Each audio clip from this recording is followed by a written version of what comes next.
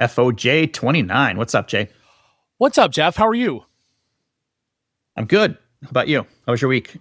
It was good. We just got back from Minnesota late last night, senior weekend up at Concordia St. Paul for Jeremy, and had a blast. It was awesome. Any frat parties? No frat parties this time. They are in finals week and prepping for graduation, and yeah, nothing too exciting. I actually brought a bunch of Jeremy stuff home, so the move out has begun. Gotcha. So he's headed home here probably in a couple of weeks after finals and stuff like that. He is headed home depending on, well, let's see. They technically, this is weird. They graduate next Saturday technically, but as I think we've discussed, they'll be in Sioux Falls for baseball. So baseball, yeah. So they'll technically they're done after that. So now it kind of depends if their team makes the playoffs or not, and they're kind of teetering on making it or not. They've got 5 games left. They kind of need to win all 5, and they need some help. So chances are that they won't make the playoffs, but they're not mathematically eliminated. So if they do make the playoffs, then he's got to stay up there another week and then go to the tournament back in Sioux Falls the following weekend. But if they don't make the playoffs, then I'm assuming he will be on the road home on Sunday. All right. Well, they're not mathematically limited, so that means there's still a chance. There's still a chance. So we'll see what happens. But I mean, if they sneak in, I think it'll be a quick 2-game exit for them. But you never know. I mean, they kind of snuck in last year and went on a little bit of a run and wound up finishing 4th. So we'll see. We'll see what happens. Just got to make the playoffs. That's like any team, right? Is just make the playoffs, and then anything can happen. All you got to do is, I'm going to come up with this one. It's called Any Given Sunday. That's right. You can use that if you want. All you got to do is get in. That's all that matters. That's right. Just get into the dance. Yeah, and that's the same thing for fantasy football. It doesn't matter what your record is. Get to the playoffs. That's right. Because every week is a new week. It's like the beauty of the wild card in football, baseball, whatever. So yeah, just get in and anything can happen. Mm-hmm. Well, I know we're going to talk some draft stuff because obviously that was kind of the big news. The Bears kind of continuing their off season of championship run here. Yes, I'll quote Chase Daniel, who, as we know, is Hall of Fame in the bank because he's the career backup quarterback that everybody knows and loves. But according to Chase, the Bears won the draft, if you can believe that. It was a good draft for them, yeah. I love what they did. I know a lot of people kind of don't because, some of their picks aren't all the sexy picks, but I really like what they did. Okay. Well, I know we're going to get a draft, but you said right before you record that you have a dumbass of the week that you want to get to. Yes, I have 2 dumbasses of the week, one of which we'll get into. I'm surprised it's only 2. I know, but they're big. It is a target-rich environment for dumbasses of the week. They're big. They're big ones. One of them we'll get into a little bit. The other one we'll get into right now. I will declare the first dumbass of the week as myself. Oh, okay. Yes. And here's why. So you can see me, our audience cannot, but if you may notice, I might look a little darker in the face than usual. Are you correct? Do you notice a little tan? Yeah.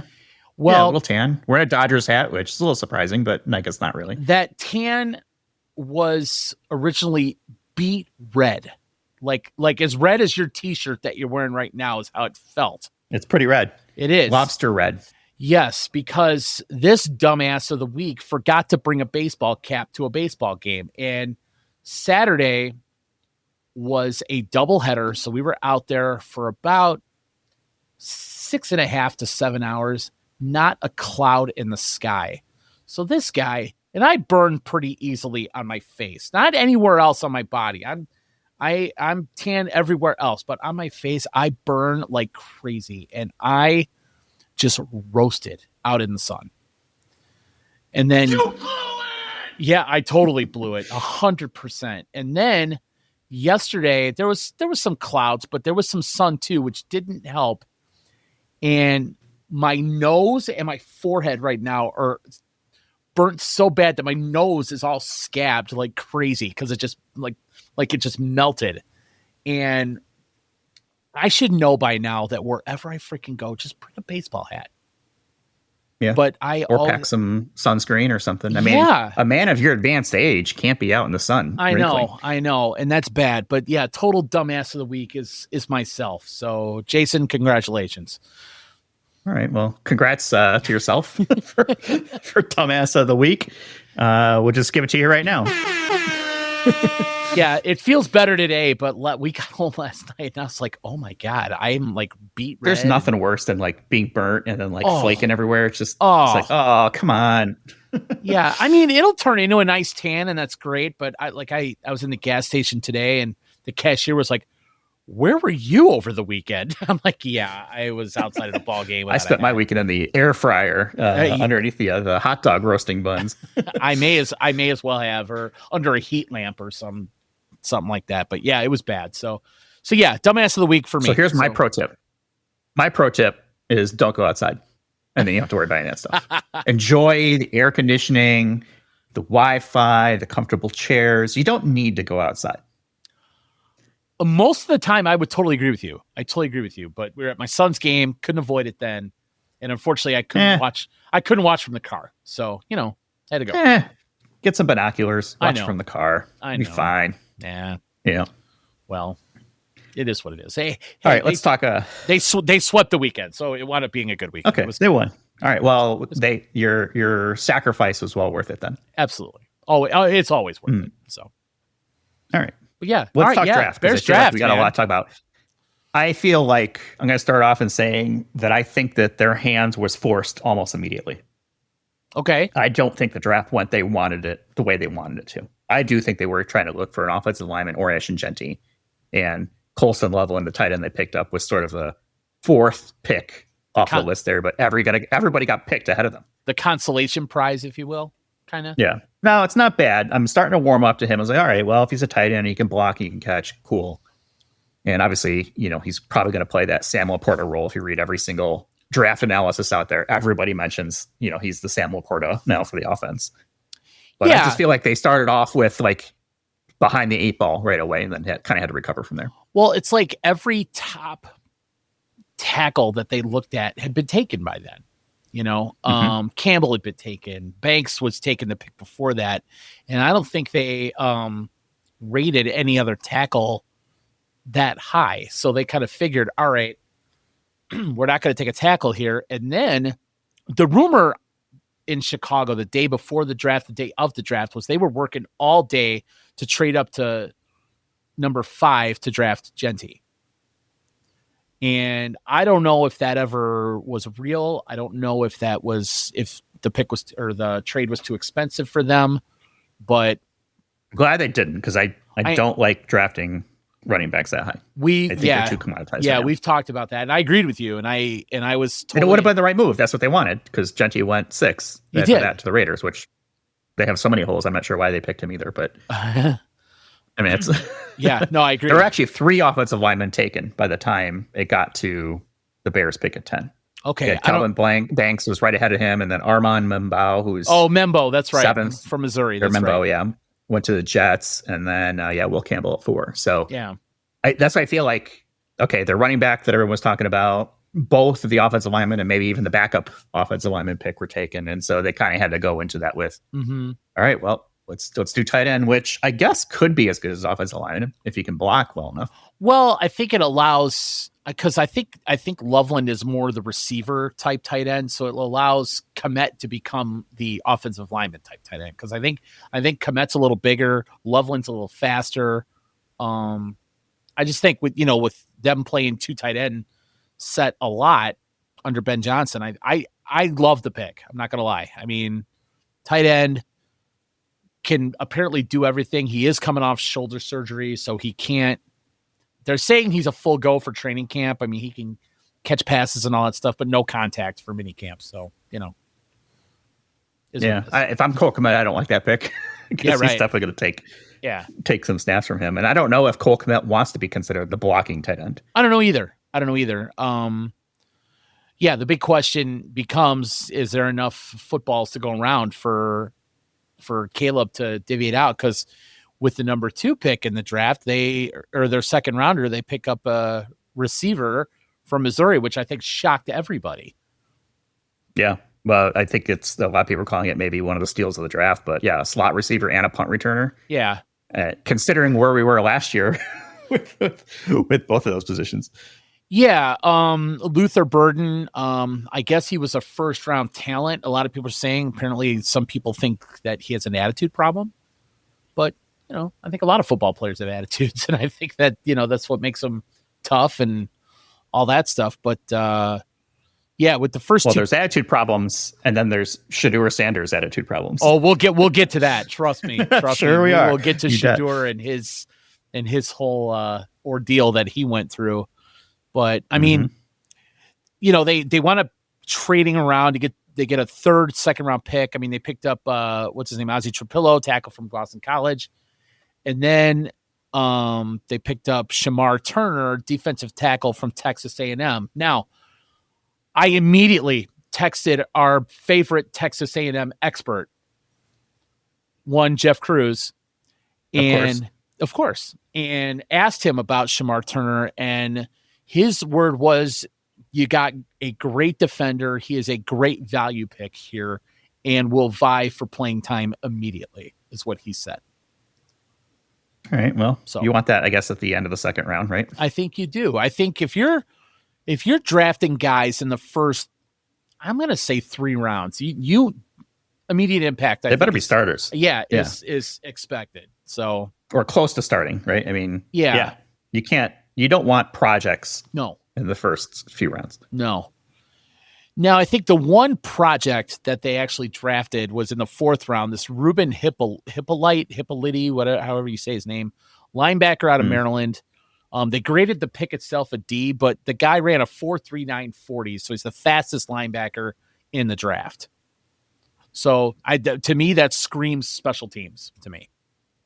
Yeah, I think that's kind of what he's pegged as, and I think that was the thing, is he's super fast in a straight line, maybe not so agile. Right. But exactly. Hey, if you can make tackles, and if you are quick to the line, you can fill a gap. Yeah. That's all right. Yeah, I don't think he's going to play a ton because they play a lot of nickel, which, the 5 DBs and only 2 linebackers. So, that was what they did last year. I don't know what Dennis Allen has planned, but I would assume today's NFL, you play a lot of nickel. So, I don't think the guy will play a ton, but we'll see what happens. And then they picked, I guess you pronounce his name as Za Frazier, corner from UT San Antonio. I guess the guy is a interception machine, is what they referred to him on ESPN. He was graded a B, but again, he played at a smaller school, so I don't know how that translates to the NFL. Yeah. I mean, now we start getting to the projects, right? Because they took an offensive lineman later on here. Yeah, so. Luke Newman, who, was a guard at Michigan State, but I guess he only played at Michigan State 1 year. He was a 4-year starter at Holy Cross. Holy Cross, I don't know a whole lot about, so I don't know, what that all means. They graded it as development project.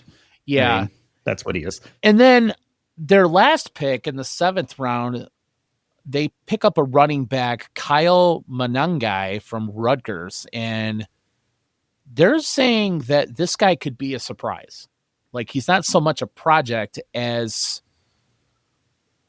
much as the other guys. They think they were talking about on the score this morning, and he's going to play. He's going to make the team play, probably some special teams, but he could emerge as the complement to Swift, and we'll see what happens with that, because he apparently had a nice career at Rutgers, and Rutgers is Big Ten, so it's not like they played crappy teams, Yeah.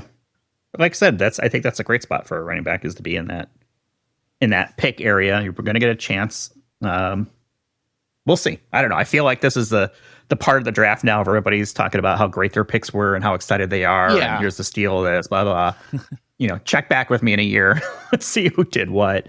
I think the Bears had a good draft. I just don't think they had a great draft. Well, I think they could afford to, because of the work they did in the offseason already to fix their offensive line. Well, yeah. I think a lot of people wanted the Bears to come out of here with an edge rusher, and they didn't do that. It's the one position that they probably really needed and didn't get. Tells me that, they must like Austin Booker a lot. He's got to take another step. Obviously, they signed Dio. I don't know how you say his last name, from the Colts. So they have 2 other guys, but I think they would have loved to have taken an edge rusher, but that's just one thing they never did. So look for them to maybe pick one up in free agency, or as guys get cut, they might, get one off the scrap heap. So we'll see. Yeah. What do you think? What was your favorite pick of the 7 that they had? I'll tell you what, I like it only because it was so unexpected. I love the Luther Burden pick. Yeah, I like that pick too. I think he's going to fit in really well, and he's going to be if he's as good as advertised. Yeah, and he adapts and adopts to the NFL, right? Both mindset and just the game itself. I mean, look at everybody in front of him that's going to be drawing attention away. Yeah, you're talking about. I mean, that's crazy. If they, and I'm sure they're not going to run this all the time, obviously, but when they have DJ, Rome, Burden, Loveland, and Kmet all on the field at the same time, I mean, all 5 of those guys are, valid pass catchers. One of them is going to be matched up with a guy who probably can't cover, Right. Yeah. So they're going to. So now it comes down: can the offensive line hold off for 3 seconds, 4 seconds to get the ball out? Yeah. Which is good. I mean, not good. Which I think we are thinking that it's going to be better, but we have, basically a whole new offensive line, and it's going to take some time for those guys to gel and get things figured out. For sure. And hopefully that happens before the season actually starts. Yeah, I mean, they got to make. It wouldn't surprise me that we get some sloppy preseason games here. They got to make sure Braxton Jones is healthy, because I'm assuming, unless this Trapillo is going to challenge him for a starting spot, which I hope he does. But yeah, you got, a new center, 2 new guards. I mean, they're all vets, but they've never played together. So we'll see what happens with that. And the other question Luther's my pick too. I think he's a great, I think he's in a great position to succeed if he can, if he gets taken advantage of from the, the play calling, but also him, right? He does his part to be there. And I think the other thing is, will Caleb find him? Is Caleb's decision making's got to be even better than ever if you think about it. So, I mean, the top part of this draft was obviously for Caleb and for Ben Johnson. Oh, for sure. Which that's what they needed to do. Kind of needed to be, right? Yeah, 100%. I mean, they're obviously investing a lot of stuff around this. So if Caleb Williams takes a step backwards next year, that is not going to be good. Yeah. Well, I mean, no more excuses, right? I mean, it used to be, well, the offensive line sucks. Well, that's not the issue anymore. Well, it was the play calling. Well, hopefully that's not the issue anymore. So, it's now Caleb's time to step up and be the quarterback that everybody thought he could be. Yep. Yeah.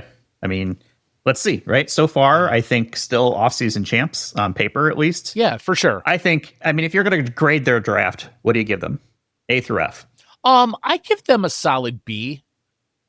Yeah, I feel the same way. Yeah. I'm kind of in the B to B minus area, only because I think they started off flat-footed because their top 3 or 4 picks, I think were taken already. Mm-hmm. Which, hey, it's a draft that happens, right? We've all been there for fantasy football. It's like, all right, well, shit, I gotta adapt, and I think they did a good job adapting. From there, I think they reached a little bit in the second half of the draft, but that's what that part of the draft is for: are projects and swings, and let's hope some of those guys make the cut and prove us wrong. I think they could have done a lot worse. Let's put it that way. Oh, for sure. So yeah. Like there were some teams I think that labeled that did not do well, like the Vikings supposedly didn't do very well. And I don't have all the names and whatever, but some of the analysts were like, the Vikings didn't do well. The Dolphins didn't do well. Actually, the Niners were mentioned. So, every expert that I saw either loved or really liked what the Bears did. So you gotta be encouraged by that. Yeah. I think the Lions and Vikings both had issues with the draft.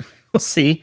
And the Lions is especially interesting because they lost so many coaches as well. Right. So that's going to be real interesting to see if they can actually repeat what they did last year. Yeah. But this opens the door for the Bears. I mean, we were talking about how great the NFC North is, especially last year where it was so competitive and you had 3 good teams and then the Bears. Yeah. This opens the door, I think, for the Bears to to maybe get a couple wins that maybe we didn't think they would have. Yeah, I hope, we talked about, the Vikings at least coming back to earth a little bit this year, and maybe the Lions will too with, a lot of new players, a lot of new coaches. Both coordinators are new. And then the Packers will be the Packers, of course. But I think the Bears did everything they could to narrow the gap. And I think the other teams will slip a little bit. But again, it's all on paper, and we got to wait to see what it looks like on the field. So, yeah. What'd you think of the Jaguars trading up to go get Travis Hunter into number 2 slot? I think they gave up a lot to do it. But if you pair him with Trevor Lawrence, it kind of depends on what they're going to do with him, right? Are they going to have him a corner? Are they going to have him at receiver? Are they going to try and play him both ways? But I think it gives Trevor Lawrence a potential weapon that he could definitely use. So, but I recall, I think they gave up quite a bit to do it. So, yeah, I mean, I think they made a bold move for sure. And I think a franchise like that needs something like this, right? They just kind of been for the last decade, I guess, or maybe even longer. And I think this is kind of the splash they need. And let's see what he turns out. I think it'll be interesting how they drafted him, because they believe they drafted him as a corner. Okay. But I don't know if it necessarily matters. But when matters of money come into play, maybe it does. Well, I mean, so I would be surprised if there's a little contract thing going on there. I'm sure that'll be part of the discussion. I mean, he's also, I think he's from Florida, if I'm not mistaken. His mom made it a big deal. Like, we get to go back to Florida. So, the human. Why would you want to do that in the first place? I know, right? So, but I mean, the human part of the story, obviously, it just makes it that big of a story. And let's be real. You got to generate some excitement in Jacksonville, man. Yeah, that place, football wise, has just been blah for the longest time. So, yeah, I mean, super meh, right? It's just kind of like whatever. Yeah. What is it? As the kids say, mid, totally mid. Yeah, super mid, super mid team for a super long time. Yeah. So. All right. Do you want to talk about Shedeur? Yeah, let's talk Shedeur. So, did you watch the draft at all? No, I don't have live TV, so I was that's right. Catching it. Plus, one of my brothers was in town, so we're kind of all over the place. So, checking in on the web browser every once in a while. So, ESPN's draft expert, Mel Kiper, you know that name, right? The buffoon. Yes. He's the crazy one who's been covering the draft for years. He was having a heart attack, saying Sanders was like the second best player in this draft and all this stuff, just going absolutely bananas, and couldn't believe as every pick went by that he wasn't getting drafted. So, yeah, the first night went, and luckily they didn't make the decision to go to the draft. He stayed at home in Texas, which turned out to be the right move. Yeah, no kidding. Another Aaron Rodgers scenario. Not that I was disappointed in that. Yeah, right. I know. As way things turned out, but yeah, nobody. I mean, I feel bad for the guy because he did fall way farther down than I think anybody anticipated. But I mean, as the news kind of came out, over the next couple of days, he was just like, all right, this guy seems like not prepared and had an attitude, and it was like, all right, man. Well, okay. So first off, he classifies himself as being legendary. Yeah. Okay. Then the Giants, sent him like a package to prepare for the interview. Like, we want you to create a play for this, or what would you do in this situation? Apparently he walked into the interview not prepared at all.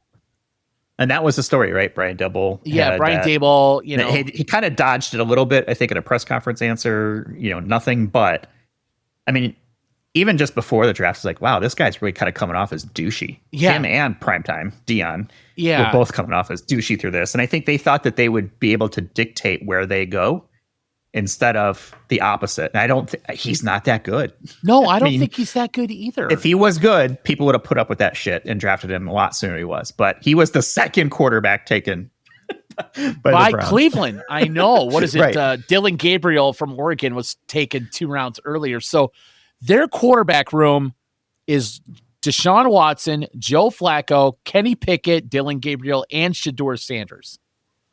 Yeah. What a mess. What a mess that is. Yeah. I mean, and he was their last pick of the draft too, so they had no other picks after that. Yeah, they replayed. So I hope a little humble pie helps the kid out, because it's supposed to be a big moment.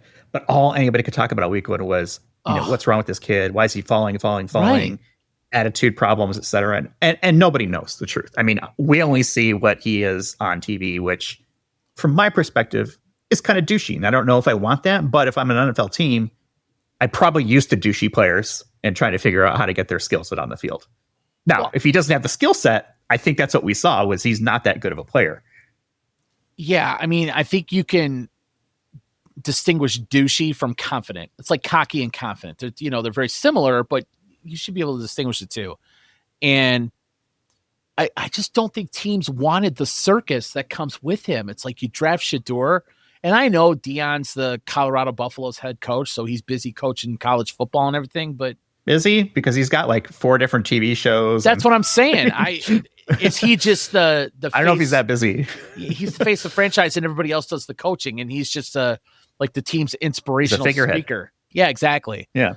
So, I mean, do you want that in the background of what you're trying to accomplish as a team? You know what this reminds me of? This reminds me of the whole Lonzo Ball situation. Oh, yeah. Totally. Where not only were you drafting him, right, you were also drafting his dad, essentially, who was a big douche as well. Yeah. I mean, this is where parents really fuck up their kids' careers and their kids' perspectives and their attitudes. It happens a lot. This should have been a slam dunk moment for them, and they failed. Yeah, it happens a lot. Because they're legendary. Like, whatever, man. You're not legendary. Your dad might be, but you are not. I'm going to give you a quote, okay? And I'm going to see if you can guess who said this. I love what the Browns did this offseason, but if I'm a young quarterback, ain't no way I'm going to Cleveland. I would pull an Eli Manning if possible. Who said that? Well, none other than the great Deion Sanders himself. Yes, he did. Now, granted, that quote was making rounds. It's great. There is a tweet for everything. Just FYI, that was March 13th of 2018. But as we discussed last week, if it goes on the internet, once it's there forever. It's there, and you got to deal with it. And now, I'm sure they'll try to make the best of it. Blah blah blah. But man, what a tough position to be starting in your career after you're thinking you might even be the number 1 pick, and you go 144. I know. What 5 or 6 other quarterbacks get picked ahead of you, and you're the second quarterback picked for your own team. Jeff, when they announced the pick, they went to the draft room in Cleveland, and it was like golf claps in there. Usually, when you draft a guy, you're excited. Hey, we got our guy. Yep. We got the guy we wanted. They may as well have been golf clapping there because it was quiet. There was not a lot of smiles. It was kind of a, Jesus, did we get forced into picking this dude or whatever? But they did not look happy at all. Like, they're probably thinking, holy crap, we're going to have to deal with this. The circus is if coming that's their to town. last pick, if that's their last pick of the draft, I can kind of get why they did that. If they had another draft pick, I think you would have seen that kid slide even further down the list. I agree. Maybe they're trying to catch lightning in a bottle. Maybe they're going to say, you know what? We'll take a shot. Maybe he develops into what some think that he can be, whatever. But I just think it's weird that they drafted 2 quarterbacks. I think that's weird, man. I mean, I kept checking the internet every time. It was like, hey, it's like, still hasn't been drafted. Like, I know. I was shocked, but I'll be honest, a little bit, happy that he's getting a little humble pie here. Yeah. I felt bad for him, but in a way he kind of deserved himself. Yeah, exactly. He contributed to it. Yep. Like, I can only imagine how that would feel. You got all this hype and all this stuff, and a lot of it's created by Deion. I get it. So he's kind of a product of that, but you don't do anything to shut that down. You feed into it and all that stuff. And this will go down, kind of like the Aaron Rodgers thing. This will go down in history. They will talk about this for years. Yeah. I feel like I'm looking at the draft order here and where he got picked at 144. Like, okay, right. That was the Browns' last pick of the draft. So I think I get why they swung on it, right? Hey, maybe a reach, but he was on the top list of, players that were available. Yeah. Attitude notwithstanding. But I look at everyone who's drafting after him, and I could totally see him falling all the way to 164, which would have been where the Steelers picked up a defensive tackle. Right. And a lot of guys said, hey, if he didn't get drafted there, he would have fell a long way further than that. Yeah, I can see that. What is it? The Steelers, I don't think, took a quarterback until like round 6 or 7. If I recall. I think they did finally take one, but it wasn't for a long time. They took one in round 6. Will Howard from Ohio State. Yeah. So yep. Yeah. And they had plenty of. So what does that mean for Aaron Rodgers? Because he's been playing footsie with the Steelers now for a couple months, right? Does this mean Rodgers is what they're thinking, or is he a consolation prize, or is he's like, or the Steelers are just kind of punting and saying, okay, well, we'll get him next year. This is a rebuilding year. Yeah, I think if you're the Steelers, you're going to be like, look, Aaron, we can't wait forever. We probably told you we needed a decision before the draft. You didn't give it to us, so screw you. We have to move on. Now, if they still sign him, he'll probably play this year. I don't think Will Howard's a starting NFL quarterback, but Rodgers is he's an entitled douchebag is what he is. Yeah. You know? I'm with you. I think we're on record of neither of us being Aaron Rodgers fans. And he just I hope thinks we see everybody's at the mercy of what he decides or what he does. Oh, he's a big thinker, man. Come on. He thinks about things, and he sees things that other people don't. Come on. No. We're just all stupid idiots. Yeah, well. Sorry, Aaron. Yeah. I don't follow. Yeah, you're a stupid idiot, Aaron. Yeah, pretty much. Pretty much. So, yeah. All right, so this leads me to my other dumbass of the week. Ooh, although bonus double. It's kind of funny if you think about it, but it's kind of not. So I forget what round it happened. So Sanders got a prank call. Did you hear this? Got a prank call from a college kid claiming to be Mickey Loomis, the GM of the Saints. And he totally fell for it. Now, you know who this kid is. Have you read the story? Okay, so he is. I've read the story. So he's the son of the defensive coordinator for the Atlanta Falcons, who came across Shedeur's phone number on an iPad that apparently was left open. The dumbass part of it, I'll admit, pretty funny. And I feel bad for Shedeur, whatever, because obviously what was going on, whatever. The dumbass part of it is he videoed himself making the call and then posted it on the internet so everybody could figure out who he was.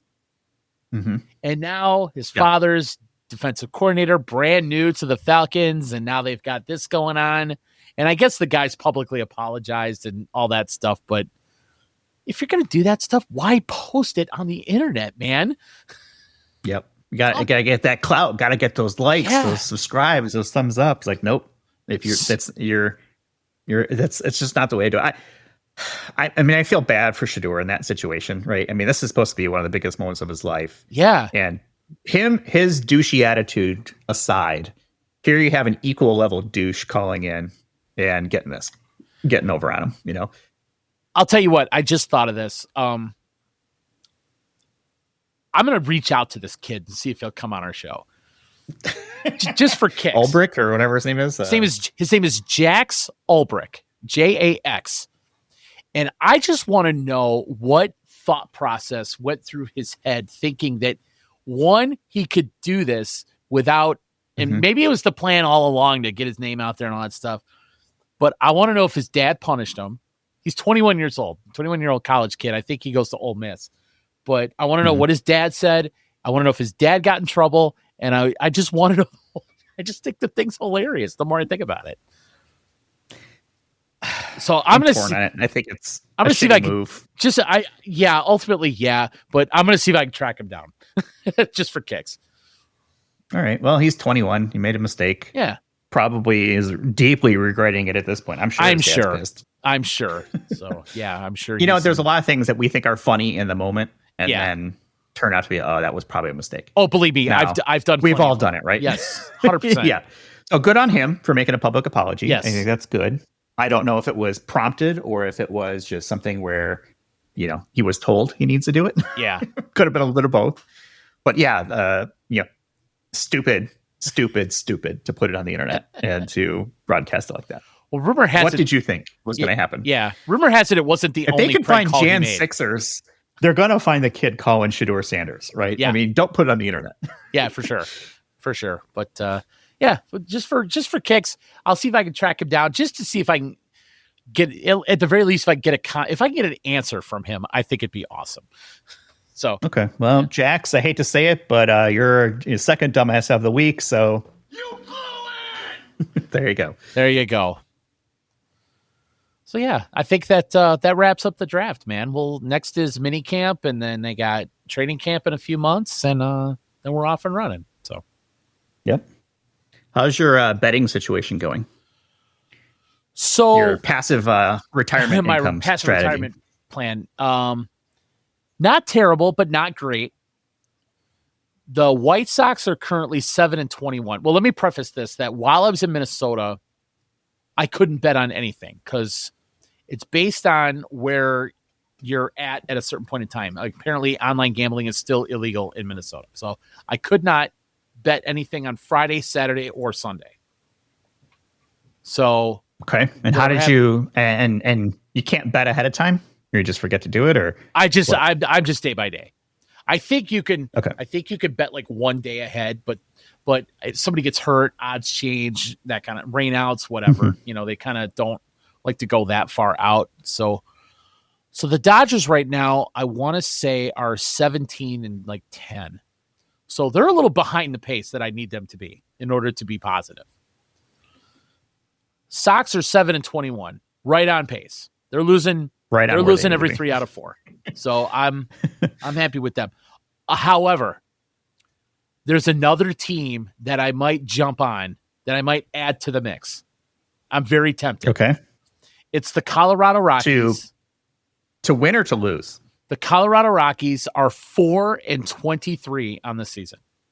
So I With might a staggering minus 69 run differential. Yes. So I might add them to the mix on losing every game. Because right now, I like this because you're adjusting your investment strategy on the fly, adapting to market conditions. Correct. The Rockies are cratering. Like, hey, let's take advantage of their misery and let's see if we can make a couple bucks. Like, of course, true capitalism at its finest. I love it. Absolutely. Ride the tide. I mean, it's. Mm-hmm. So I think I will add them to the mix. Let's see. The Sox are off today. And I don't remember if I bet the Rockies tonight or not. So I will probably add them to the mix starting tomorrow. Okay. So you've got two bottom feeders that you're betting against, or betting against, essentially, right? The Sox and maybe the Rockies. You start that up. You're still betting on the Dodgers essentially to win every game. Still riding the Dodgers. Would you add another top feeder? Somebody like the Mets? Mets I was looking at. Maybe the Cubs. The Mets I was looking at. The Cubs I've been looking at. I'll tell you what. Let's talk about the Cubs. The Cubs had easily the toughest schedule in April. Played the Dodgers a couple times. They played the Padres. They played the Phillies. All top playoff level good teams. I think analysts were saying if they could come out of April at 500 or better, just to have 500, it'd be a total success. Mm-hmm. They're 17-12. They've scored the most runs in the major leagues by quite a bit, by like 15 or 20. The Cubs are, and their pitching hasn't been stellar, and they have a couple of guys that are still kind of waiting to get going. But I'll tell you what, their offense is just relentless. I mean, they score runs, they hit, they do everything. And a lot of people thought, oh yeah, adding Kyle Tucker to the team is going to make the big difference, but it's not just Tucker. It's PCA, it's Michael Busch, it's Nico Horner, all these Suzuki, all these dudes are hitting 280 or better and just producing runs left and right, man. It's been awesome to watch. And I'm not a Cub fan, but if you are a Cub fan, you have to be excited right now. It's still baseball, so I know really, it's boring. I know it's boring. The Cubs are doing well, but the Cubs are doing well. That's good. Hey, it's good for the city when you have the Cubs doing well. I think the Cubs are really Chicago's team more so than the Sox. Oh, for sure. That'll always be the case. That'll always be the case. The Sox are secondhand citizens and have been forever. So, no, good for the Cubs. Good for them. Yeah. Let's see if they live up to the completely useless by September moniker, or if they're actually going to be in the playoffs and doing well. That's one of my favorites. I'm impressed that you said that, because that's one of my favorites. Very little I know about baseball, but I know that one. Yeah. How about anything? Let's see. Anything else sports wise? I feel like the NBA is just kind of whatever. We're in playoff mode right now. I think only one team is. I think was it the Thunder? I think they swept their first round, but everyone else is still battling. Yeah. Let's touch on this for a second. So the Lakers, I think, are down 3-1 in their series. So they're on the brink of being eliminated. And they supposedly added, well, they did. I mean, they added Luka to the roster, got rid of Anthony Davis. And so you got Luka and LeBron. I don't know if anybody thought that they would be eliminated this early. Yeah, I don't know. I mean, when you have players of that stature come in, and you've got LeBron, who is older, but he's still productive, a productive old. Oh, and for then sure. Luka has been a great pickup for them as well. Yes. But I mean, this is the playoffs. Yeah. You make the playoffs. Every team is decent enough to be in the playoffs. Yes, of course. And it's not like they're playing like an 8th seed or anything like that. So, the teams are a little bit more matched, the Timberwolves. So there's a lot to like there. I think you got Rudy Gobert. I think you got Edwards. I'm not sure who else is on the Timberwolves. But they have, Naz Reid. They have Julius Randle. They have a lot of they've role players that know their role, right? I mean, Edwards is going to get his. Gobert's the rebounder. Gobert's the defender. But yeah, Randle does the dirty work down low. Naz Reid, just a solid scorer. They still have Mike Conley Jr. So, they've got guys that know how to play basketball, and, they play team basketball. I mean, Edwards, he's going to get, 25 to 30, but, he gets assists too. So, but they're very evenly matched teams. I think they were only one game apart. Yeah. In, total record for the year. And even all their stats and shooting stuff, I remember looking a while back they're pretty evenly matched. Yeah, no, I agree. And I think other than the first game, which I think was a blowout, the rest have been relatively competitive, not huge blowouts. Yeah. But yeah, I mean, it's got to be seen as a failure if they get bounced in the first round. If you're think so. I think so. Because honestly, how long is LeBron going to last? I think he's got 1 year left. That's what I think too. I think next year will be it. He wanted to play with his son. Yeah. He did it. I don't think he could make it to his other son coming into the league. If his other son's good enough. Can you imagine? I know. Do you think the Lakers wheel him out there in a wheelchair? I think the Lakers would be like, oh my God, we've already got one of them. Do we really need to waste another draft pick on a second one? Yeah. I mean, let's fuck up our team some more. I know. For this one guy. So yeah. Okay. Well, I haven't been able to watch a lot of the games, or any of the games, but I think the Lakers were an interesting story to me only because of the Luka factor. Yeah, I haven't watched a lot of the games either. I mean, obviously the Bulls got bounced in the play-in pretty badly by Miami. It's kind of they are who we thought they were type situation. I mean, everybody was riding high on the Bulls coming in. They had won 15 of their last 20, and then when it really mattered, they kind of showed their true colors. I guess they just couldn't really do anything. So as we know, I just pulled up the scores, and the Cavaliers right now are up almost 60 against the Heat.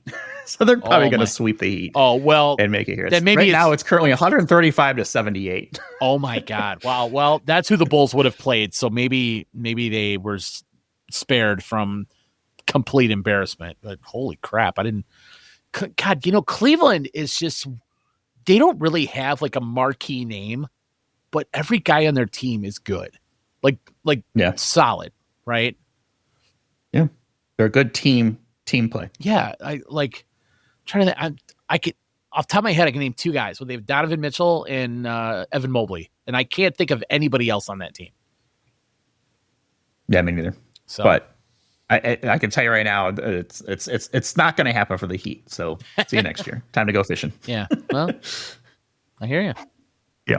Yeah. The lead right now is 60. So with a minute and 44 to go in the fourth. So that's enjoy wild. the off season. Miami Heat fans, you had your time. Your day in the sun. This is not it. Your day in the sun. That's right. Yeah, and you got cooked like me. Yep. Yeah, and then as for NHL, I know those playoffs are going on. Haven't paid one bit of attention to it, to be honest with you. Don't care. No, if the Hawks aren't in it, the Hawks aren't in it, I don't really care. Yeah, I mean, I may watch the finals when it happens, and playoff hockey is awesome. Don't get me wrong. It is awesome. I was talking to another dad on Jeremy's team, and we were talking about how I think hockey is the best game to watch in person. I'd agree with that, especially if you're in playoff hockey mode at a stadium. I mean, that is next level. Yeah, like this guy's a diehard Minnesota Wild fan, and I think they're playing Ottawa right now, and they had just lost a game in overtime the other day. But he was like, "Yeah, watching hockey in person, the game just moves so fast. The guys are so big, and how they just crash into each other, and how tough these dudes are, and it's just there's nothing like it." And I agree with him. So, yeah. And some of the best moments I've had in Chicago sports is sitting in the United Center watching playoff hockey. With the Blackhawks, especially back when that was Kane and Sharp and Tays, and even before that would have been like Amonte and and Jeremy Roenick. Oh yeah, for sure. And Chelios, stuff like that. So yep. Yeah, hopefully they can get back to that sooner rather than later. I mean, they have a ton of young guys, but there's hope. Yeah. All right. What else you got? There's hope. Okay, so I have not one, but two top 10 lists for you this week. All right. And I'll let you choose which one you want to do first. Now, so I found this website, and you'll appreciate this. It's called thetop10s.com.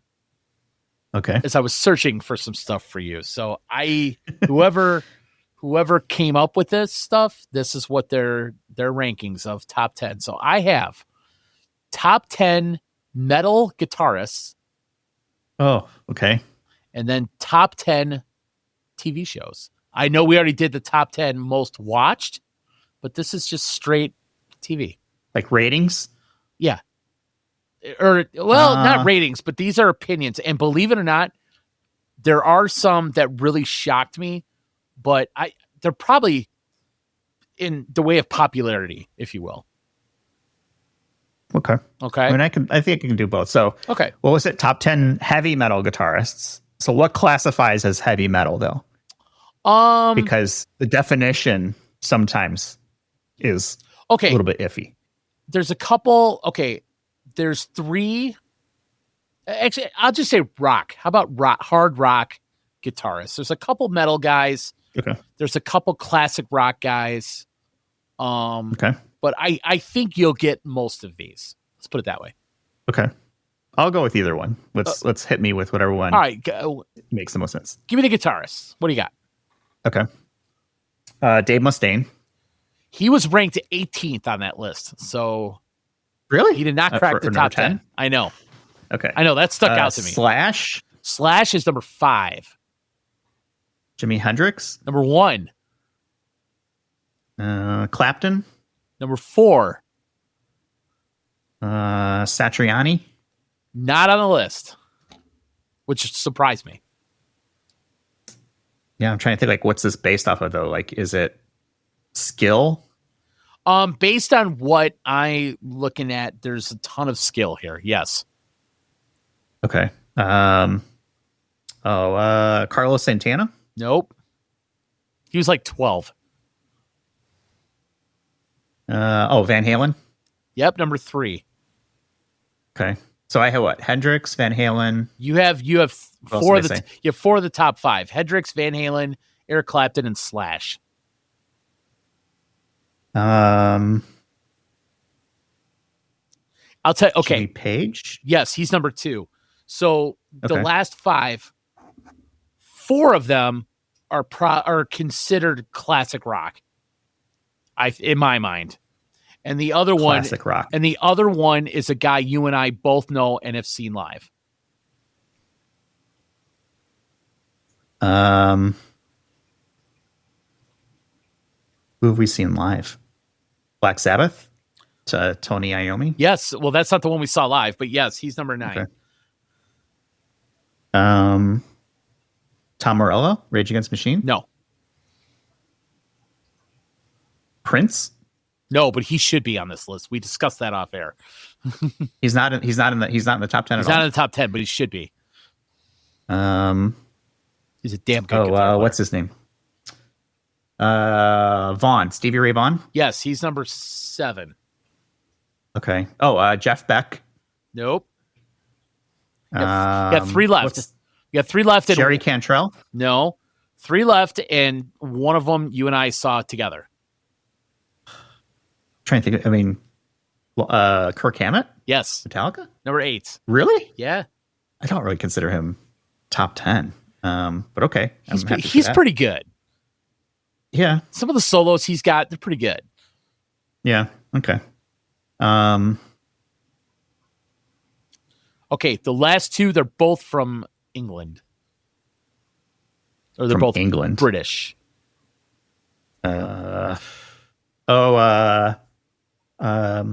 Beatles. Nope. No, not the Beatles. No. Rolling Stones. Keith Richards. No.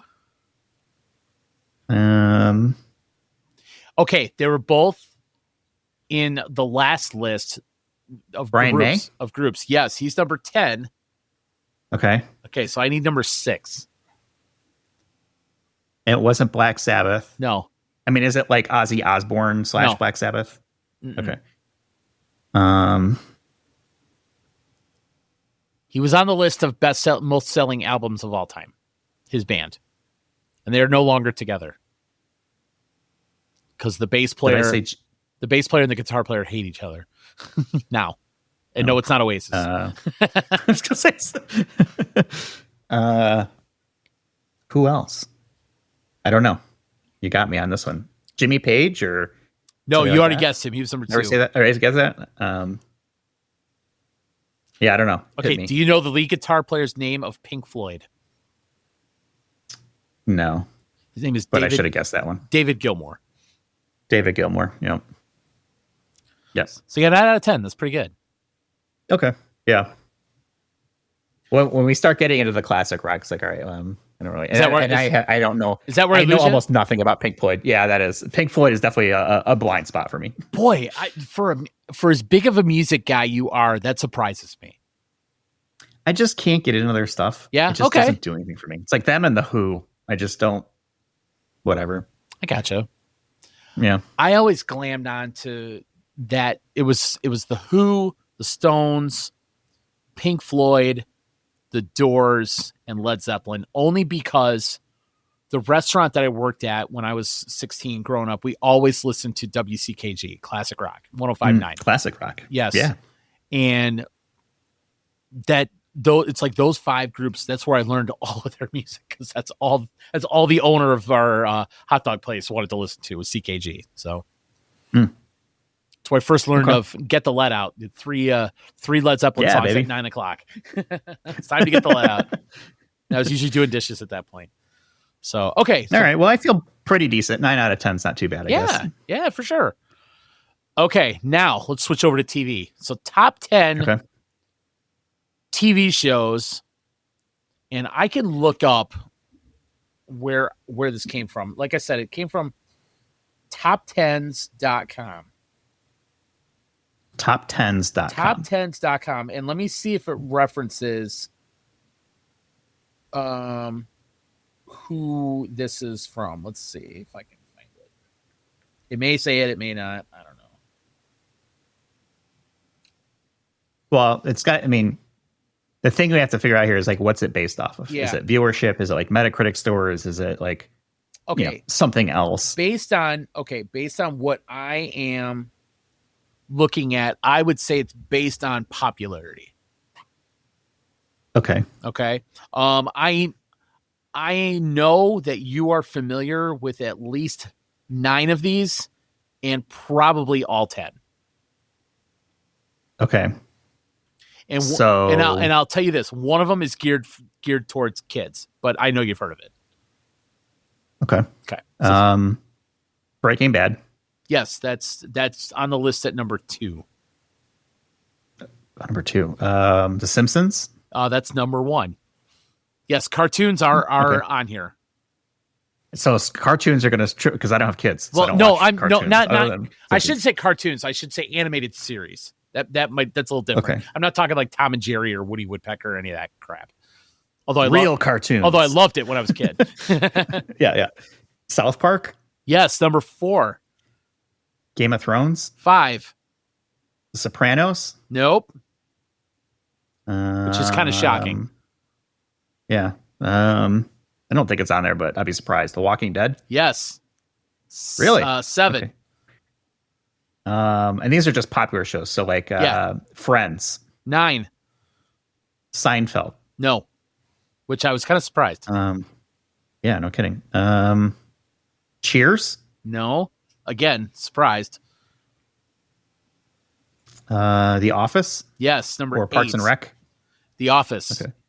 The Office was Parks and Rec not on the list. No. So you got 3. You got 7 of them pretty quickly. So 3 more. 2. All 3 of these might be animated, but I know at least 2 of them are. No, you know what? I bet all 3 of them are animated. Mm-hmm. I already said South Park and The Simpsons. You did. And again, one's geared towards children. Like something stupid like SpongeBob. It is SpongeBob, believe it or not. Number 3. Geez. Okay. I know. That was a Hail Mary. That was throwing it up and then having a defensive back be taunting the crowd and not playing defense and having the receiver come down with it. That play right there. That's your Tyreek Stevenson of this segment. Yes, I exactly. Like it. 100%. Yes. Yeah, the what's the Thomas the Tank Engine or whatever that is? No. Is that a cartoon? No, I think these are more Bluey or something like that. Isn't that a cartoon? No. How many do I have left? You have 2. And they're cartoons? Okay, what's the other big animated series that's I think it's still on now? It's not like Rick and Morty, or is it? No. Like that? I mean, I think it's too soon, too young for that. Stewie. Yes. Family Guy. Yes. Okay, yeah. Okay. So there's one more left? There's one more. This is the one. This is the only one that I don't know if you know. But I mentioned it. I mentioned it to my son, and he knew it, and he watches it all the time. Is it live action or is it animated? I think it's animated. I know. I think doesn't really help you.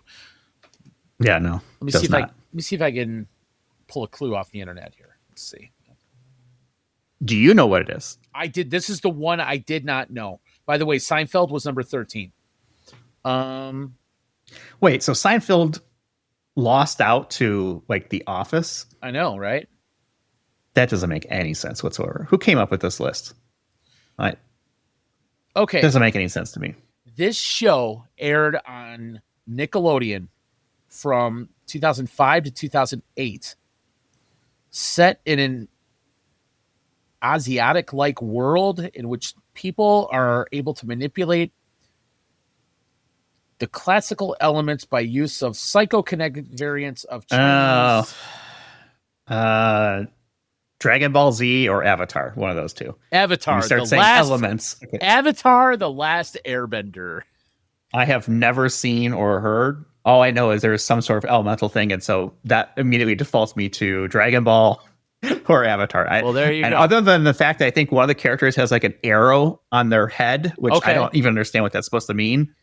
No idea at all. I'm surprised. Like my next guess would have been like Futurama or something like that. Okay, to give me a hint. Yeah, I had never heard of Avatar. I don't, whatever. I mean, I know it's big in the East, so like, yeah, I get it, but yeah, I some don't of these agree shows with it. How further about that? down the list, like number 11 is this thing called Gravity Falls. Have you heard of Gravity Falls? I never have. No, never heard of it. Yeah, but then Stranger Things, Seinfeld, Big Bang Theory. Oh, Big Bang Theory. That was definitely one I would have listed. Yeah. Do you watch that show? And the other things like Lost or like stuff like that, like big TV kind of moments. Lost is number 18. And okay. Supernatural, and then Pokemon is number 20. So yeah, whatever. Yeah, I might ditch the top 10 because I don't know where the hell that came from. But there you go. So, yeah, that one doesn't make any sense. I have to say I don't agree with half of their Yeah, if you got a boo sound effect, go ahead and play it because that was kind of trash. But the guitar players, I'm down. I'm with all that. Yeah. It's difficult to argue against anybody on that list that you have. I mean, popular bands, skillful players. You may or may not appreciate the band itself or the musicality of it, right? But it's hard to deny the skill, if that makes sense. Yeah, the talent is undeniable for sure. Yeah.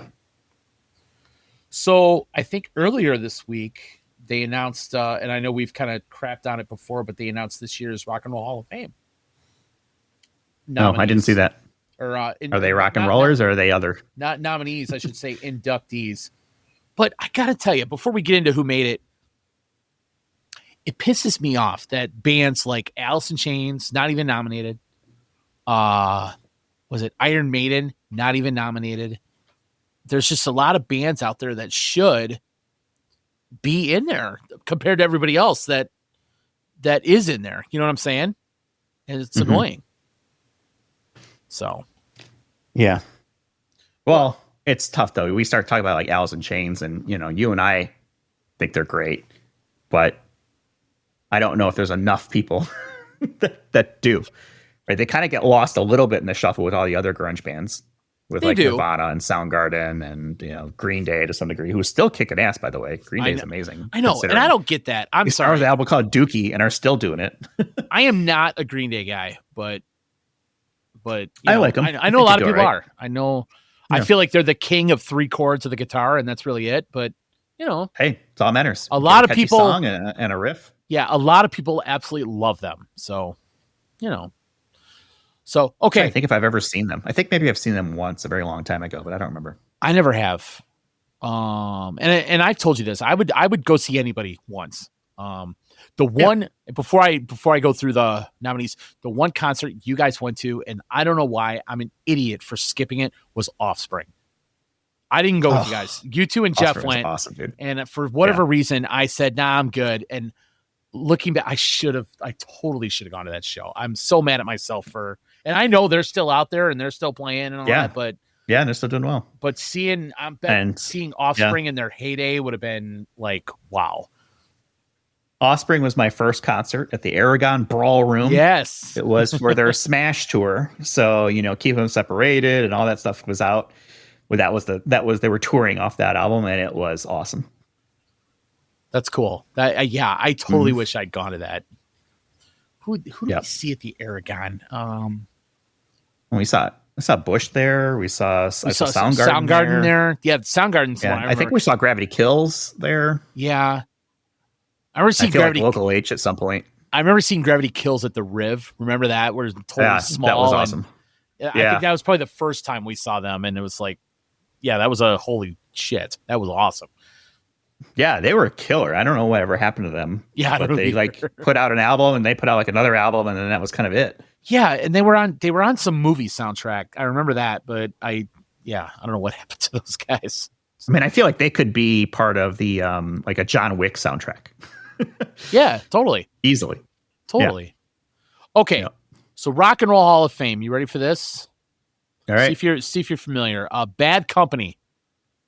Heard of them. Actually, I've seen them live. I saw them at really? Where did we see them? The World, or whatever it's called now. The one in Orland Park. Really? Yep, I saw them there. They're solid. Chubby Checker, known for the twist, I think it is. Whatever. Joe Cocker, are you familiar with him? I've heard the name. Yeah, he was big around the Woodstock.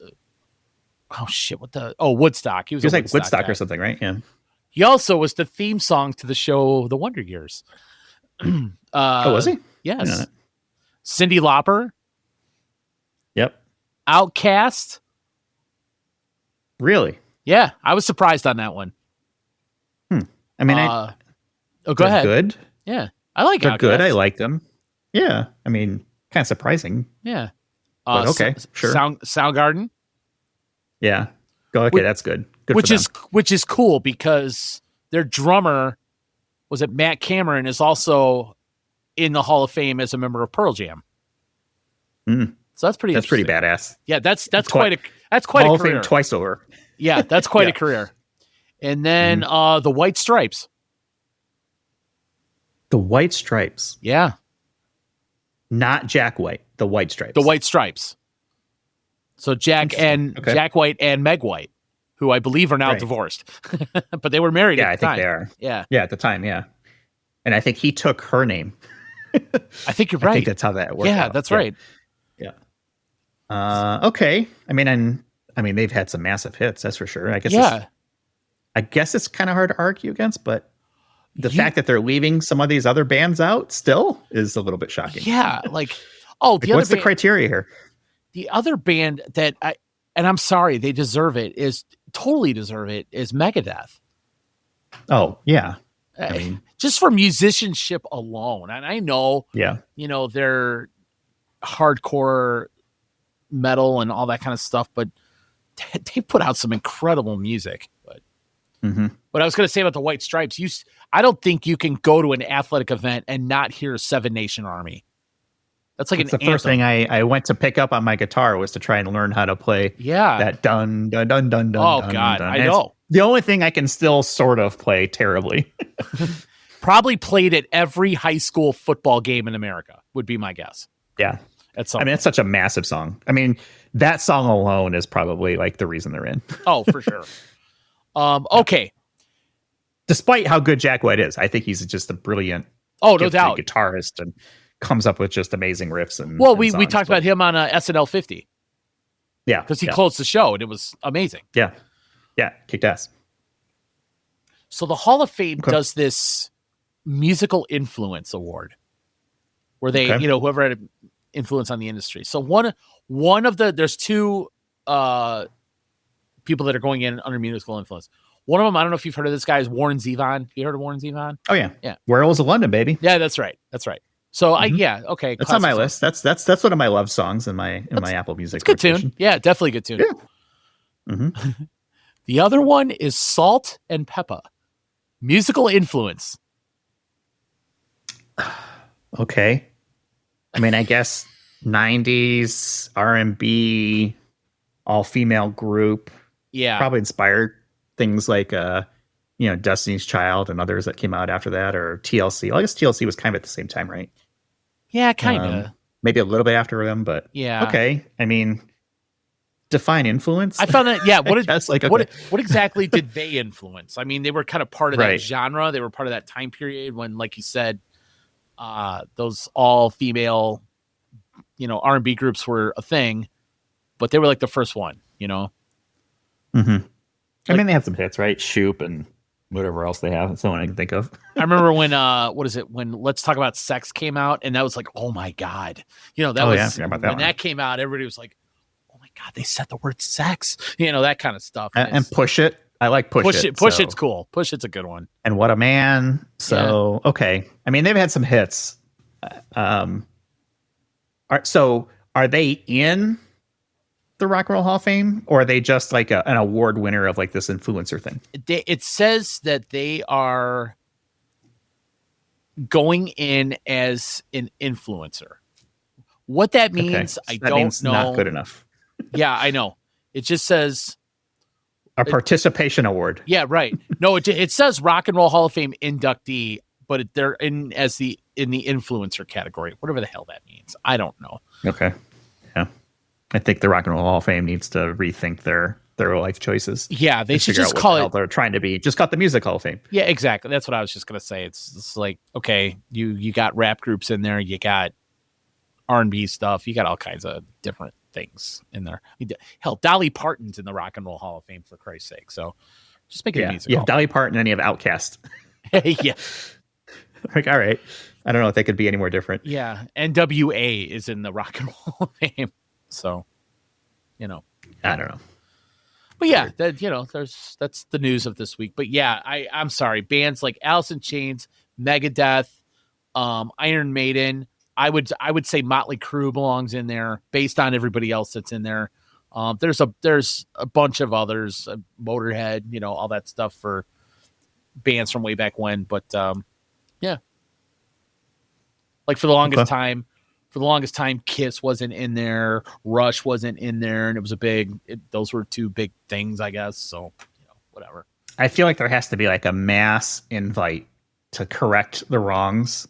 Yeah. Because it would take decades, I think. If they only do this once a year and they only put in like 4 or 5. Yeah. There's just a lot of really good music, bands, artists, etc., that would fall into that. And they're never going to catch up. Right. Well, the good news is Oasis was a nominee, but they didn't get enough votes. Good. Yeah. Fuck them. I figured you'd appreciate Stupid that. Gallagher brothers. I know, Those guys right? Suck. Yeah. So, yeah, I didn't see the final tally on the votes, but I think they were pretty low on the list, which is appropriate because they're pretty low dudes.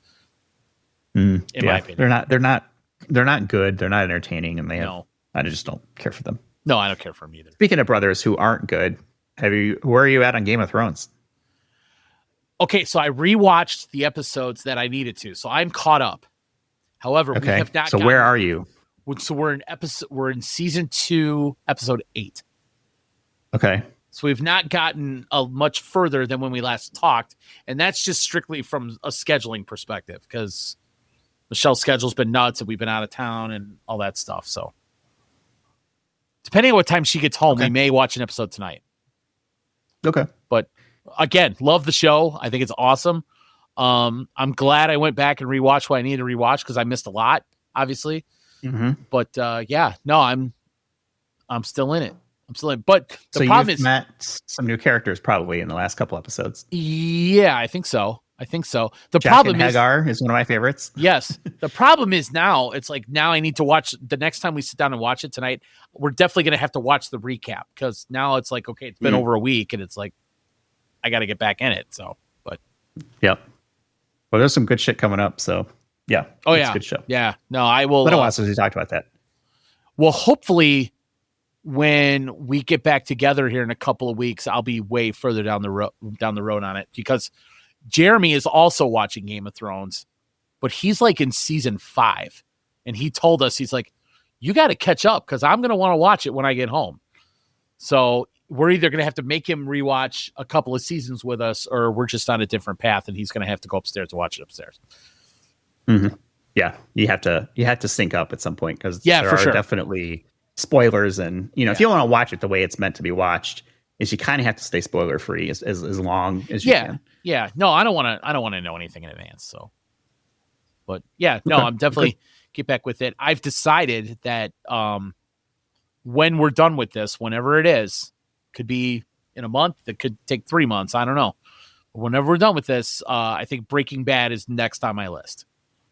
Breaking Bad's really good. Yeah. So yeah, that's definitely always on the top 10 list of TV shows. Yeah. So constantly see clips of that around. It's a good list. Yeah. It's good. It's a good show. Yeah. I'm excited for you being able to watch something like that and just kind of knowing how much I enjoyed it. And I don't know if you'll enjoy it as much as I did or as I, did when I first watched either of these, either of the shows, either Game of Thrones or Breaking Bad, but right. I really like them. There's another one's on Amazon that I haven't mentioned before. It's called The Expanse. Okay. It's a sci-fi thing on I think it's on Amazon Prime, and just a fantastic sci-fi kind of relatively realistic, sure, like space type thing, but it is kick-ass. Okay. Really good. I think there's like 5 or 6 seasons, and there's a whole book series that it's based off of that are really good. So that's another one if you like sci-fi. The Expanse is top notch. The Expanse. All right, I'll check into that. Yep. But yeah, add it to the list. Yeah, looking forward to getting back to Game of Thrones and Breaking Bad when life calms down a little bit. We get graduation over with, and I can settle back into somewhat of a routine. We'll get back into that. I missed a couple of the team that I coach. I missed a couple of games over the weekend.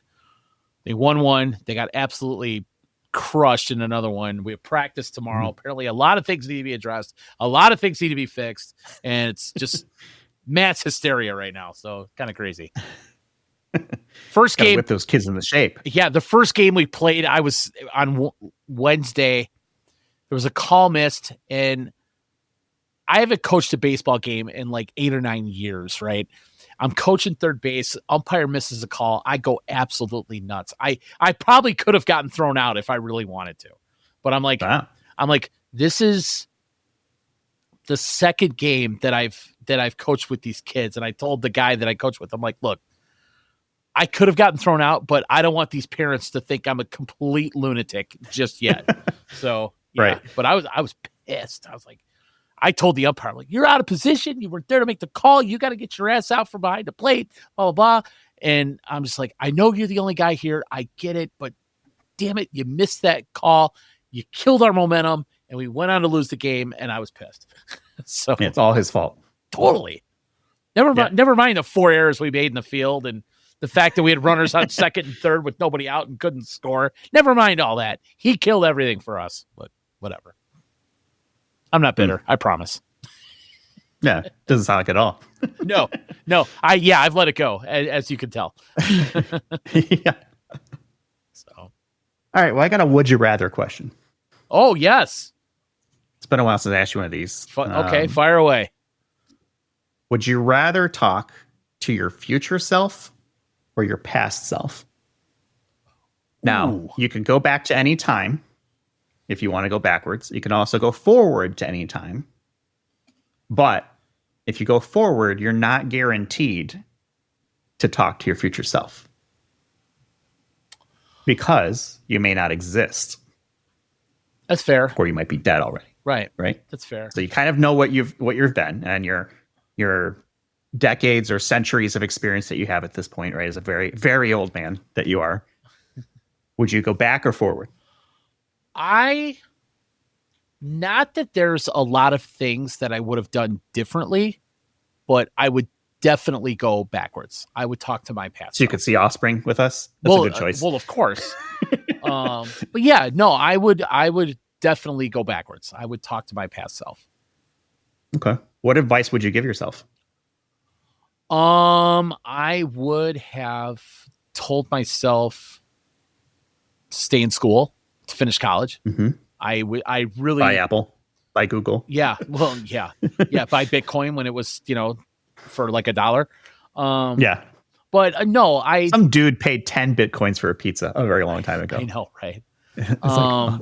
But on the real, as they say, yeah, I would have definitely told myself to stay in school, stick it out a little bit further. I would have, I'm trying to think there's not a lot I would have done differently, but I think there's some things that I would have invested younger. I would not have spent all my freaking money on every CD known to man at the time. I would not have had the extensive CD collection that most of which I still have. That's sitting over there, and I barely have a CD player to play them on. There's just some decisions that I would have definitely done differently. Not a ton, but there are a few. Okay. How would you answer that question? I think I would go in the future. Really? And I think the hard part would be trying to pick how far in advance I would go. Because nobody knows how much time they have. Right. Especially the older you get, right? That timer theoretically shortens. Mm-hmm. I have not started blood transfusions with young people like a vampire or anything like that to try and stay alive. That's good. But I think I'd like to figure out, how do I spend the next 10, 20, maybe 30 years, 40 years, and kind of figure out, okay, what's next? Mm-hmm. But no, I mean, I'm pretty comfortable with where things have landed for me. Has it been easy? No. And there's things I certainly would have done differently in the past, but I'm not the type of person to dwell on the past. Like, all right, that's done. Mm-hmm. Let's go forward. Let's figure out either how do we fix it or how do we make it better or, just whatever. So I'm not someone who second guesses and looks backwards. It's done. It's fair. I don't think I dwell on the past, but again, there's some things I wish I had done differently.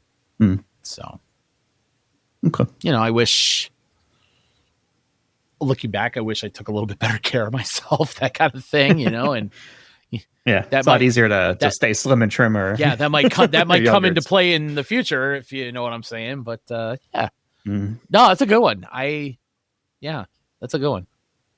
All right. Well, let me lighten it up a little bit because I got one more. Would you rather have a permanent unibrow or no eyebrows at all?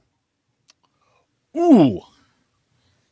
So was it Anthony Davis, right? The basketball player who so has there's a unibrow? the Anthony Davis unibrow, and then there's the Friends episode where Joey Tribbiani cuts off one of the eyebrows, I believe. Yep. Or you haven't probably seen it, but Barry on HBO, NoHo Hank. It's also that. Oh, he's kind of an albino at the same time, so it's interesting. But yes, no eyebrows or unibrow. Yeah. What was the movie that had the albino in it? Oh, I don't know. There's a movie. I feel like there's so many. Yeah, You got to be more specific. No, there's a movie that I forget what's. Never mind. I know it's a movie that just came to mind. I can't remember what it's called. Wow. I'm gonna go with the unibrow. I think. Only because now, okay. Do I have to keep it, or can I? You can't shave it. This is your look now. Is you've got a unibrow, or you have no eyebrows. I think because you see more unibrows than you. Yeah. You see more unibrows than you see without them. Yeah, you're not watching, but on the camera, I'm putting my middle fingers over my. I see that. I know over my eyebrows. I see that. Well, I have a big enough forehead as it is, so I'm going to go with the unibrow. I believe. Okay, I'm the opposite. I feel like I would go without eyebrows. Really? Because I feel like if I needed to, I could do a prosthetic or something.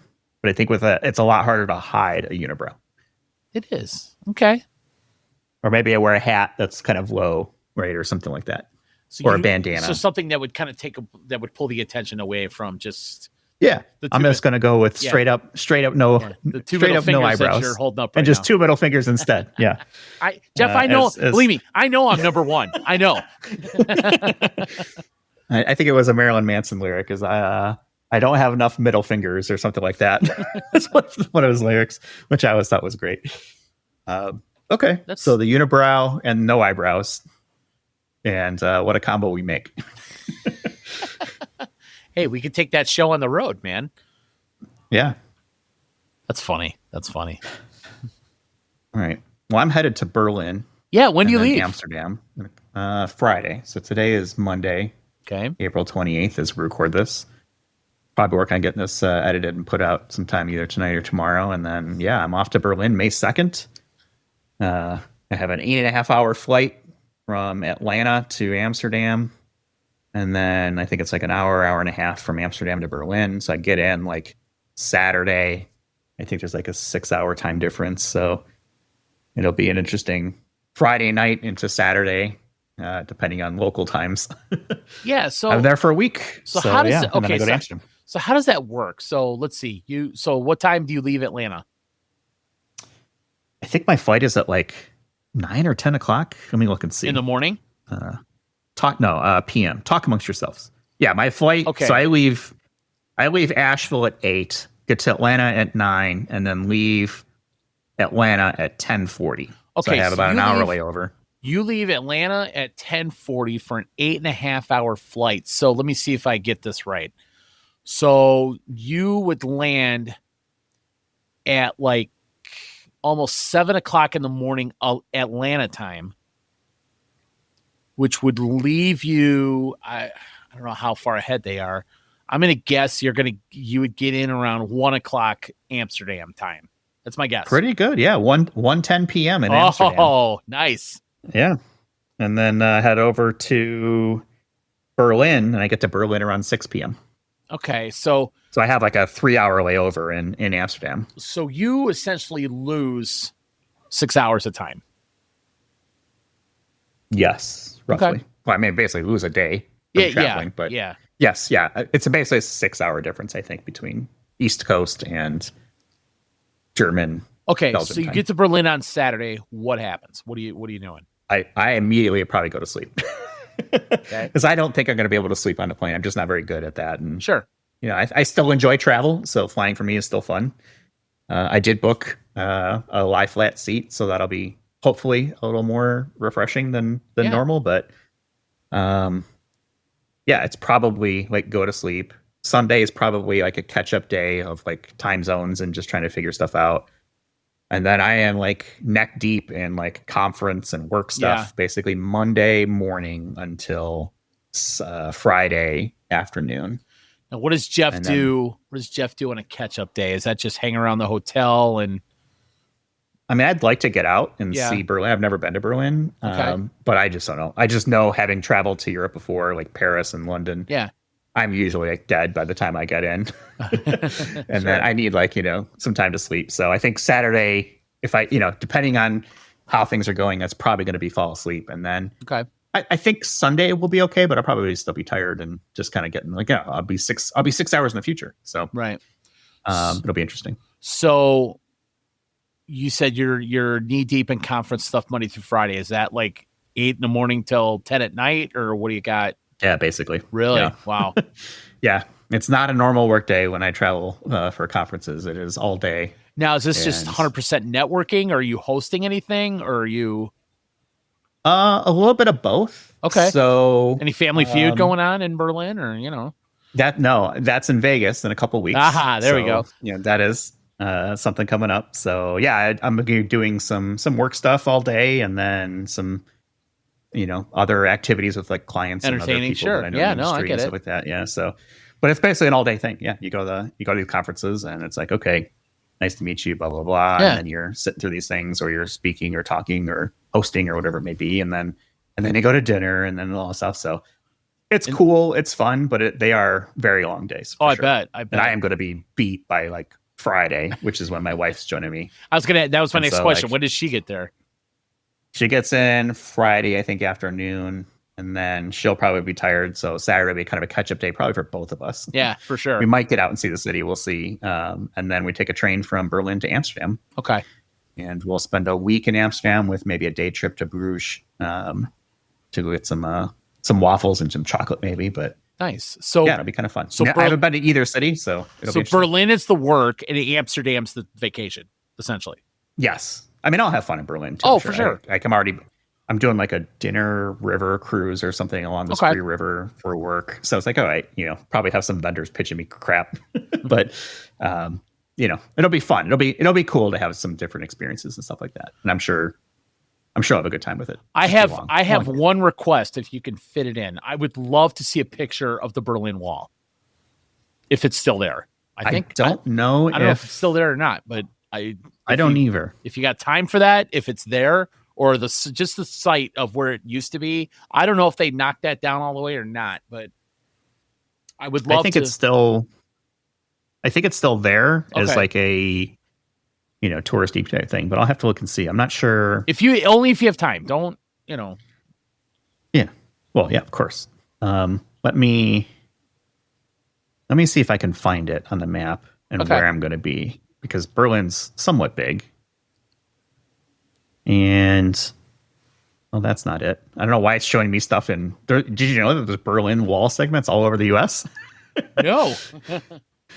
Yeah. So apparently not only in Germany, but there's different parts of the wall all over areas of that. I did not know that. Wow. Yeah. Let's see. If I look at a map.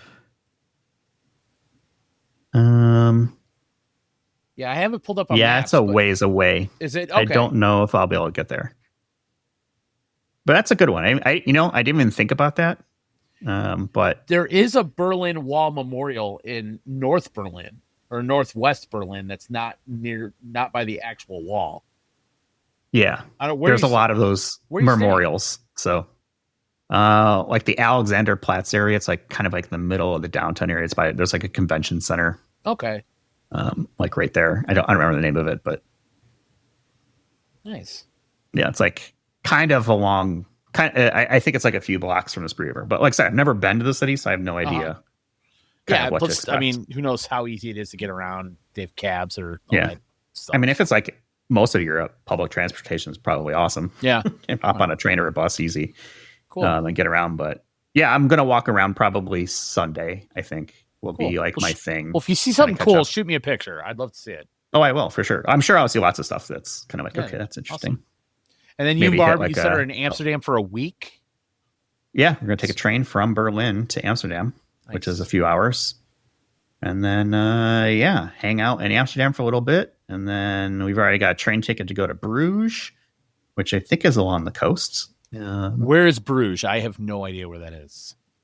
So Bruges is sort of like west along the English Channel. I don't know if it's technically the English Channel, but like the North Sea, kind of like in that area. Kind of, if you look at like London, it's like directly east of that across the water. Oh, so that's in... So it's in Belgium. Oh, that's what I was going to ask you. Okay.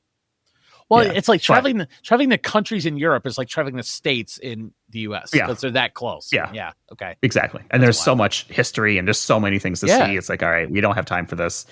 Like originally we were like, oh, let's go to Zurich and let's go to Munich and let's go to like Denmark and stuff like that. Oh, like, yeah. all right, it's just too much to do. So let's pick one and then kind of go from there. So nice. Yeah, it'd be cool. So I can add to my collection of, I've been to Paris. I've been to London. Now, theoretically Berlin, Amsterdam, and Bruges. So that'll be 3 more countries I can check off the list. Very nice. And I think everybody should travel. Go see the world. Go see how other cultures live and see how great places in the world are.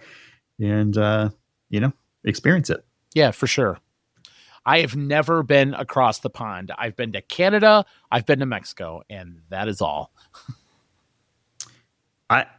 I like Europe, especially the Western Europe. Like I had a great time in London. It was awesome. Okay. Paris was amazing. The food, the culture, it's just a totally different environment. Yeah, for sure. I enjoyed both quite a bit. I think people dump on London quite a bit and like UK in general because of the food not being good. I couldn't have been further from the truth. We had great food. We basically stayed by Buckingham Palace when we went for a week. We actually saw the Cubs play the Cardinals in London. I remember that. Yes, I remember you guys were over there for that. That's right. Yeah, and my wife saw Pink at Hyde Park for her birthday. Oh, wow. There, so that's cool. Yeah, so like we were kind of in the center of it and just basically picked a direction and walked. When we got tired of walking, we'd take an Uber back. And then we went to Windsor Castle as well, which is further out west. It's a good probably like hour ride. But we saw the castle there. So I've been there a couple times now. Nice. I enjoy that area. And like I said, the public transport is generally good. Things are very clean. It's just a great spot to be. So definitely get out, see the world, man. Have a great time, man. I'm jealous. I wish maybe someday. I'll send you some pictures and I'm sure we'll talk about it when I get back. I'd love to see it. So we'll take a few weeks off here. I think, this will probably be it until maybe like the end of May. Yeah, no, that's cool. But we'll be chatting on text. I'll fill people in. All 3 people that listen to the show. Our subscribers. I know. I've got a couple of coworkers who are going to be very disappointed that you're gone. In fact, I told one of them, he's like, "Do a solo show." I'm like, "Well, one, I don't know if I could just talk for an hour and a half on my own, and 2, I don't have all the techie stuff that Jeff's got." So I don't have. Yeah. I don't know if I could. I just don't know if I have. Just talking to your phone, right? Do the voice memo thing, and then just send it to your friends. There you go. It's a podcast. Fancy. I mean, I obviously I do audio engineering and stuff like that on it. And kind of put it together, but it's really not that hard. Yeah, I don't want to misrepresent the fine production that the FOJ show is.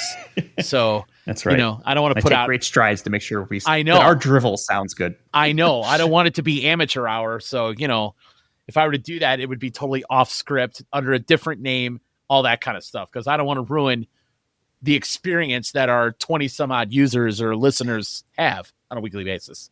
Hey man, we got 29 episodes counting this one. So who would have thought, man? Almost a year later, I think is when we first started covering this. Like, I don't remember when we actually started, but I want to say it was like, I could go back and look at episode 1. I guess. Well, let's see. We went when I published it. We went to Dallas in August because it was Jeff's birthday. And I think we started not long after that. Yeah, we put out the first one December 2nd was our first episode. Okay. And here we are in May. Oh, so yeah, because really because you came out. Not bad for like 5 months. Yeah, you came out to Chicago and we had dinner at that Mexican place in Wheaton. And we were just like, you know what? Screw it. How dare you? Put some respect on the name of Uncle Julio's. Thank you. I can't remember the name. Uncle Julio's is the best Mexican food. Yeah, that's right. Uncle Julio's. Queso is the best. It was good. It was definitely good. But yeah, we kind of said, you know what? Let's just do it. And I think we jumped on that Sunday night. Yeah. If I'm not mistaken. We just hit record button blast, and we're done. I enjoy it. I enjoy the hell out of it. I don't know what other people think of it. I don't really care. I enjoy the heck out of it. So we don't do it for them. If they like it, fantastic. If not, guess what? You're the dumbass of the week. And if you like it, guess what? You're the listener of the week. That's right. That's how easy it is to win either award. Very true. Very true. So cool, man. All right, man. I'm going to cut out of here and get shit done. And then, I'll text you from Berlin or Amsterdam or something. Yeah, man. Have a great time. Enjoy the hell out of that, man. It's be awesome. Yeah. I'll see you in a few weeks. All right, buddy. I'll talk to you later. All right. Bye.